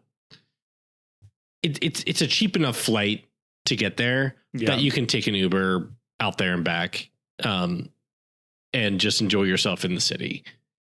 But obviously, like DC, New York, you can go there anytime you want without having to go to a game. Yeah. You know? Yeah. The West Coast in particular, or I should say the Western Conference away days are more fun because, one, MLS doesn't tell us how they make their schedule, so you're never entirely clear when you're going to get the opportunity again. And then two, even if we do play that team, you may not get them away. So it's fun to get those. Or you might not get them in a year where the team's any good, where you're feeling like, oh, I would like to pay money to go travel and watch the team. You might not get them like this year with Montreal. Like, you might not get them on a weekend. So get your opportunity. Yeah, Portland or RSL. Those would be my two options. And I think we're going to Portland. So yes, we'll see you out there. No promises, but the Post is currently planning to go to Portland. And so if folks are out there, you know, maybe we'll organize like a meetup. Yeah, Post pregame. Yeah, Grayson, you love those sorts of things. Yeah, I love them. love to meet people. Grayson would love to shake every hand. Love to be in situations where lots of people are. I love crowds. Snow still falling? Probably. I'm in a basement. Yeah, I couldn't tell you. Doesn't seem to be the case. Looks like it's done. Baby, it's done. We might survive. But Zoe Saldana won Best Performance by an Actress in a Supporting Role in Any Motion Picture for Emilia Perez. And I'll tell you, I saw Emilia Perez. I liked it. Fine. She's not a supporting role. She is in every scene. She is the beginning and the end of the movie. I don't. It also won Best Motion Picture non-English language, which I don't know, feels wrong. Like, I liked it, right? But come on, guys. I don't know. I have a hard time taking seriously just Gamora, whatever her name was in Avatar, and Uhura. It's like, that is the nerdiest actor of all time. She also has racked up one of the highest box office totals. It has to be number one, right? Of any work. Yeah. Any work. She's in both the Avatars. She's in the Star Treks. She's in the Avengers stuff. Guardians. There was Guardians that she was in as well. Yeah, she has to be the highest grossing box office actress of all time. Think Samuel L. Jackson has her? No, I said actress. Oh, actress? Oh, I'm sorry. We don't say that word anymore, do we? Sorry. I was thinking more gender actor. Neutral. Yeah. So Wikipedia has her at 4. Ooh. But I just don't believe that to be the case. Like, I just don't believe there are 3 people. So the 3 people ahead of her are Samuel L. Jackson, Scarlett Johansson, and Robert Downey Jr. They're just in more Marvel movies. So the Marvel movies are doing some heavy lifting. Yeah, so that's just that she's not. But then she's in the Avatar movies, like both of those, and they're not. Like, but she's also like a lead in all of these movies, right? So, like, does Robert Downey Jr. get credit for being in like Spider-Man: Homecoming? He must get credit for that. Yeah, and he was also in those Sherlock Holmes movies that were thoroughly average. Yeah. All right. Well, there you go. There you go. She does have the highest. Well, Well, Scarlett Johansson's got her. No, she has the second highest average on Wikipedia. Chris Pratt has the highest because he's in the Jurassic Park. So Chris Pratt's average on Wikipedia for 23 films is 605 million. God damn. Zoe Saldana's average for 31 films is 459 million. So if she just would work less, she would take the crown. No, she worked more. No, because like I guarantee you what she's doing now is not making fucking Avatar 2 money. Right, but it's not right. But it's not average.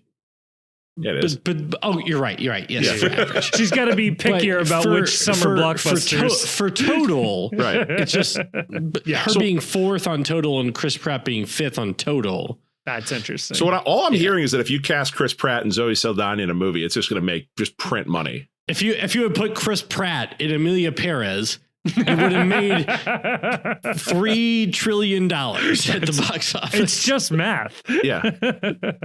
Rebel Moon Part 3. I can think of a couple of actors I need in there. Let it snow. Fuck Columbus. We're out of here.